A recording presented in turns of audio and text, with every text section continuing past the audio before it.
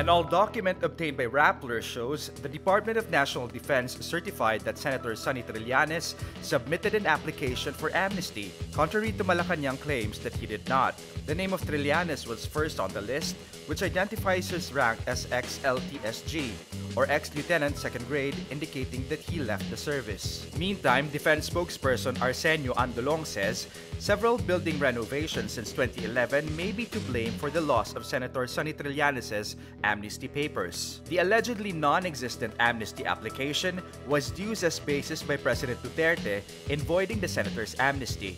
Meantime, the Makati City Court judge says his court may have jurisdiction to tackle the validity of President Rodrigo Duterte's Proclamation No. 572.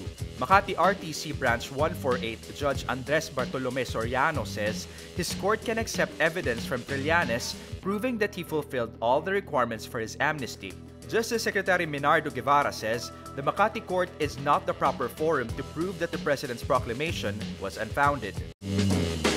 Some senators on Wednesday questioned the presence of armed military personnel inside the Senate compound after President Rodrigo Duterte issued an order to revoke the amnesty granted to Senator Sonny Trillanes. Senators Ralph Recto and Cheese Escudero raised the question as they note no arrest warrant was issued against Trillanes. Escudero says some colleagues were concerned over the presence of soldiers and policemen, which made the chamber appear militarized. Senate President Tito Soto, for his part, reiterates soldiers and policemen are not allowed to enter the Senate without his permission. He earlier heeded Trillanes' request to be put under his custody while exhausting legal remedies. Trillanes remains inside Senate premises for now.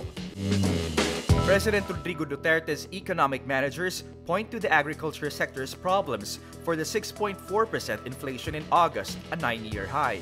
Bangko Sentral ng Pilipinas Governor Nestor Espinilla Jr. attributed the spike to food supply shocks and rice. Rice inflation in August soared to 7.1% from the 5% recorded last July. Socioeconomic Planning Secretary Ernesto Pernia says the Department of Agriculture, headed by Secretary Emmanuel Piñol, must act quickly with sound judgment. He adds agricultural commodities are the main drivers of inflation. Pernia also pointed out the slowdown of rice production to 1.68% during the first half of 2017 and the decline of the rice inventory of the National Food Authority. August's inflation is the highest since March 2009 when inflation hit 6.6% during the Arroyo administration.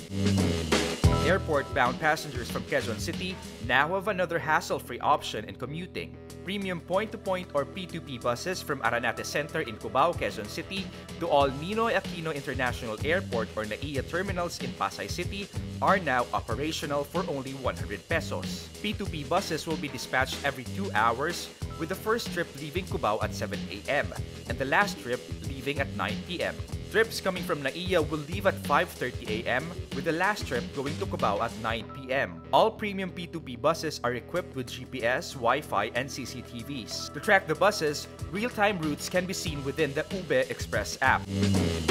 Saudi Arabia will punish online satire that disrupts public order with up to 5 years in prison as the kingdom cracks down on dissent. In a tweet, Saudi Arabia's public prosecution says producing and distributing content that ridicules, mocks, provokes, and disrupts public order, religious values, and public morals through social media will be considered a cybercrime, punishable by a maximum of 5 years in prison and a fine of 3 million riyals or $800,000. The kingdom's crown prince Mohammed bin Salman drew harsh criticism for targeting human rights activists and dissenters. Dozens of Saudi citizens have been convicted on charges linked to dissent, particularly linked to posts on Twitter.